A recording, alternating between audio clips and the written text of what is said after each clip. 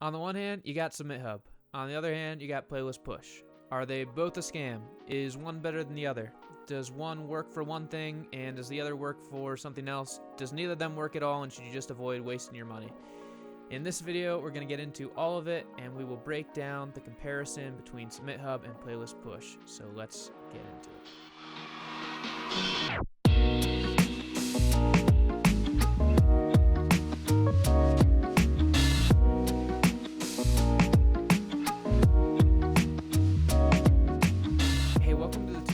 Channel where we try stuff for marketing music and then we teach you what works, and the whole purpose of this is to help you build meaningful community around your artistry. So to start, let's start with SubmitHub. This might be the most popular music marketing submission platform on the planet. It's been around since 2015, so it's pretty well established at this point as a tool that people are using, and I think as a tool that works. I've talked to Jason and the team over there personally, well, on Zoom calls. He lives in South Africa, and I live in Denver, so I've never been over a coffee with him or something.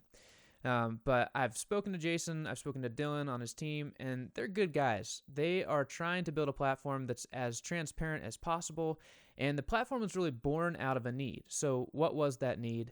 On Jason's side, Jason was the curator of a blog called Indie Shuffle for a long time, and he just ran into a problem that almost every blogger runs into, where as the blog starts getting more popular, more and more artists start submitting to the blog, and your email inbox just becomes a nightmare / a black hole that you can never get through.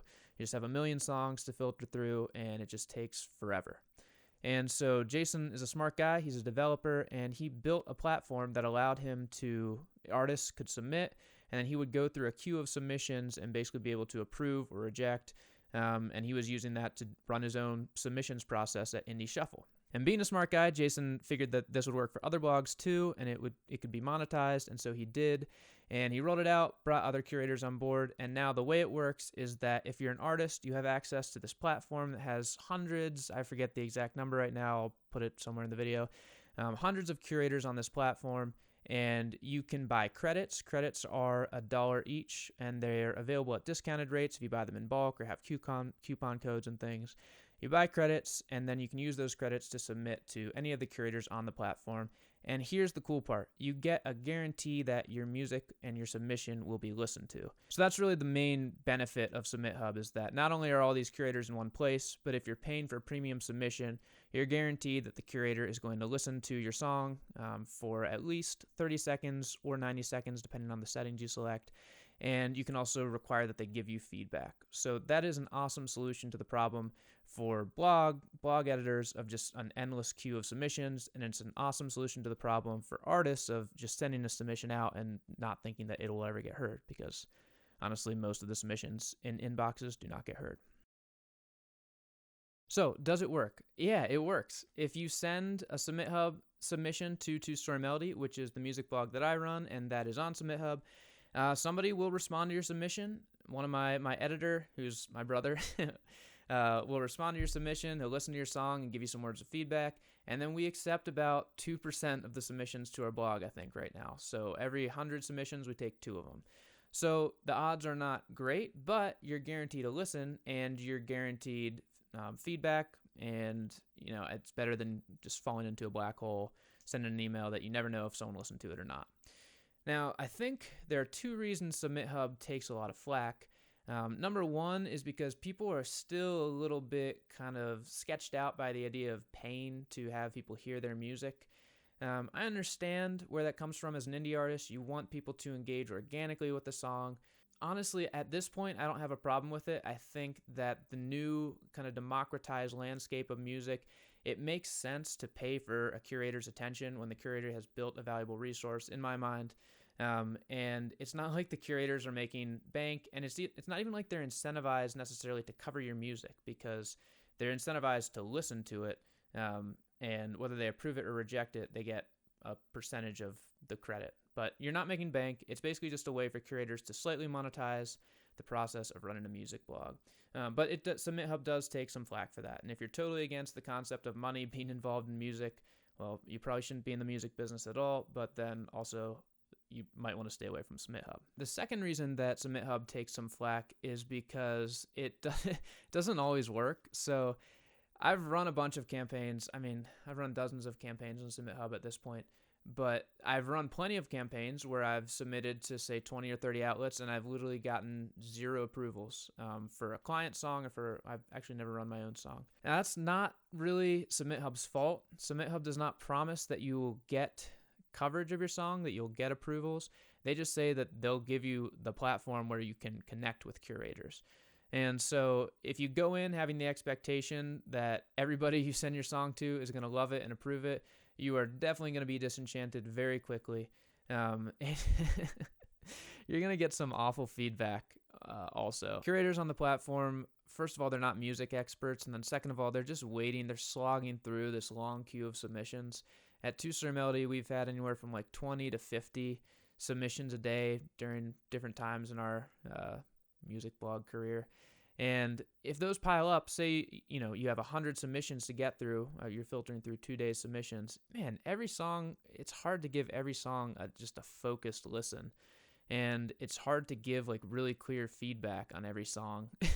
So what you have is curators just giving, you're 30 songs in, and curators just start to give this kind of, the chorus is kind of too poppy for me. And then somebody else says, well, the chorus doesn't have enough pop for me. And that's the kind of feedback you get on SubmitHub. Again, I don't really think it's the platform's fault, but it can lead to just some disenchantment, disappointment. If you're an artist submitting, you don't get any results and you get a bunch of crappy feedback. Understandable that you'd be upset. But I still think the platform does work. So what does SubmitHub work for? So in my opinion, it's the best platform on the planet for cost-effective PR. And what I mean by PR is literally just getting articles written about your music. There are hundreds, like I said at the outset, there are hundreds of curators, blog outlets on SubmitHub. It's a great chance to connect with a lot of editors who you would not be able to contact on your own as an indie artist. If you pay $80, you'll get 100 SubmitHub credits. And there's about, it varies, but anywhere from a 15 to 20% average approval rate. You could expect to get maybe 10 to 15 placements of your song if you did good research, if you had a good list, and if you have a good song, obviously. So if you have a strong song, I think SubmitHub is the most cost-effective way to get those entry-level, mid-tier music blog placements. Now, it is not the best place to drive Spotify streams or to get a ton of new ears and eyes on your music. And I think people go in with kind of misaligned expectations for that, because SubmitHub is a press outlet. Primarily, that's what it started as. It's since brought in influencers and radio and stuff like that, but the foundation is a press platform.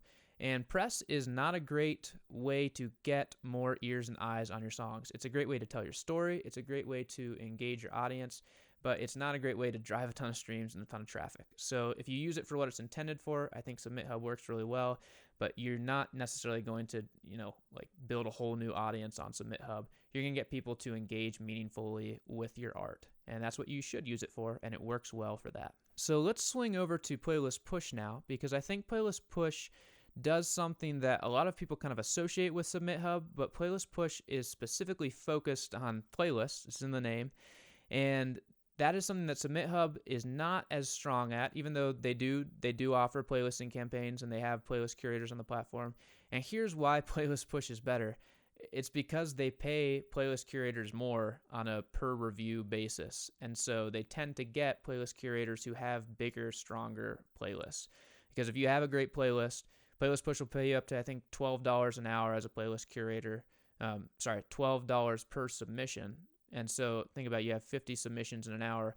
On SubmitHub, you'd make 50 cents per playlist submission. On Playlist Push, you'd make $12. Which platform as a playlist curator are you going to be on? Probably Playlist Push, right?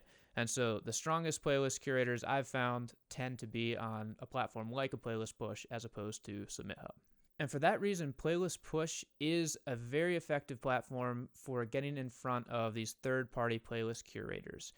It has, I think at this point they have close to 1,000 separate playlist curators and however many millions of playlist followers that is, and playlists specifically. But it's a very big network. And if you're looking at third-party playlist promotion, What you want in a company is the strength of their network so that they can get you in the playlist that makes sense for your music.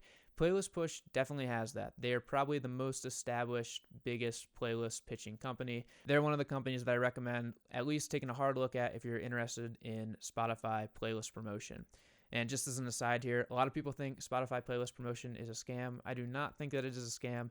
I've tried over a dozen of these companies, wildly varying degrees of success and results, but I can pretty confidently say that it's not a scam. And I'll do a separate video at some point talking more about that. But back to Playlist Push for now. So Playlist Push, like SubmitHub, takes a lot of flack. I think the reasons are pretty similar to the reasons that SubmitHub takes flack. One is that they don't guarantee results. So you can pay a lot of money on Playlist Push and get sent to a bunch of curators, and you will get no placements, which sucks. And that's a risk that you take if you are going to use them. And then they also have the same feedback problem. So on Playlist Push, you'll get arguably even worse feedback than on SubmitHub because the platform's a little bit less transparent. And so, it's discouraging on the one hand and not helpful on the other hand. So I think for those reasons, Playlist Push takes some deserved flack, even if there's not much they can do about it. The other thing that's a little bit more controversial is that Playlist Push is not transparent. So on SubmitHub, you have just a wealth of filtering ability to go through and select just on an insanely specific basis which curators you want to submit your music to. On Playlist Push, the whole thing's automated. So you'll log in when you do a campaign and you'll pick some genres, you'll pick some similar artists maybe, some metadata components, and then their platform will decide, okay, based on what they've input, here's all the people we're going to send the song to. And then based on how much you pay, that determines how big the list of curators they send to is. So the result of that is that you are like putting money in the machine, but you feel like you don't have total control over the machine. Like it's a claw machine and like the claw doesn't quite move how you want it to, or I don't know, it's a weird analogy, so I'll cut it there.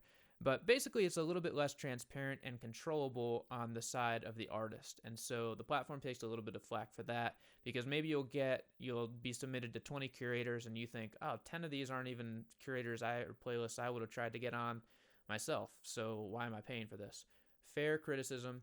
I think you go into an engagement with Playlist Push understanding that maybe they won't submit you to all the curators that you think would be a best fit, and you're basically paying them to make the process easier for you and to give you the contact info, and to guarantee that your song gets listened to. So it's kind of a give and take, but that's a fair criticism. Now, here's the ultimate takeaway. Does Playlist Push work? And again, I know there are a lot of people out there who will say, oh, I spent $500 on Playlist Push and got 0 results, or I got on playlists that didn't make sense. I've definitely seen that happen. I've also seen arguably some of the best marketing campaigns that I've done on Spotify happen through Playlist Push, where you get on 5 to 7 really high fit playlists and it gives you that spike in streams.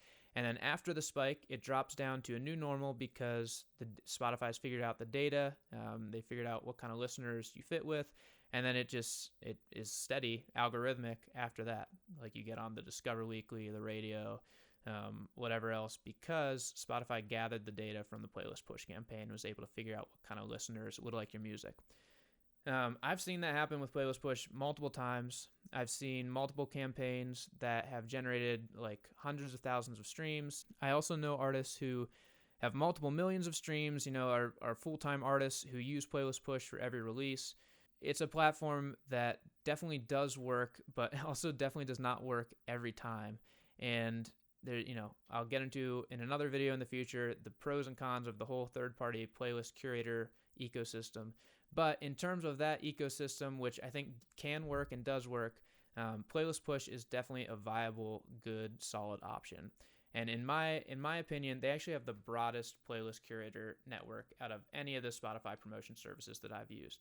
It doesn't mean they're always the best for you, but it does mean that they have a very wide net and a very wide range. So, final recommendations on whether you should use SubmitHub or Playlist Push. If you are looking to get press coverage of your music, if you want some social proof, if you want other platforms telling your story as an artist, I would recommend using SubmitHub. Run, an $80 campaign for 100 credits. Send your music to 40, 50, 60 outlets. And hopefully, I mean, unless your song's really not good or you really aren't filtering well, you'll get some placements. If you're looking for Spotify growth, Playlist Push is definitely a relevant option for getting on those third-party playlists. They have a really big network. I think campaigns start at 315 to 325 right now and go up from there, and that'll basically control how many curators you're sent to. But I would recommend giving it a shot if you are looking for a streaming bump and you're looking for a playlist service that has a lot of these mid-range kind of niche playlists. I think Playlist Push is definitely a viable option. And if you're interested in trying either of these platforms, I actually have a guide on using SubmitHub well. There's kind of like a checklist of here's all the filtering things to look at, and here's the approach to take for how you evaluate blogs and things like that I developed based on a conversation with Dylan, who works at SubmitHub. He's the onboarding expert. And based on our conversation, he kind of walked me through the steps he'd recommend, and so I have a guide that'll help you run a successful SubmitHub campaign, and you can download it. I'll put the link in the description below. And then if you're interested in running a Playlist Push campaign, I think I have a discount code in the description below. It'll get you like 7.5% off. It's an affiliate code, so I'll get like a 7.5% kickback on your campaign, and I will use that to buy maybe like a new mic, because this mic is not very good. So yeah, that's my take on SubmitHub versus Playlist Push. Give either platform a try. Let me know what you think about either one in the comments or both of them. And most of all, just don't get discouraged. Music marketing is a long game. If you run a SubmitHub campaign, you get negative feedback. If you run a Playlist Push campaign, you don't get any placements. That's okay. The approval rates are not high. There's so much noise out there. What matters is that you keep making meaningful music that you believe in. And if you keep doing that over a period of time, a consistent period of time, and you keep marketing it consistently, and you do it understanding who you are as an artist, I think you will have success. So here's wishing you good luck, and talk soon.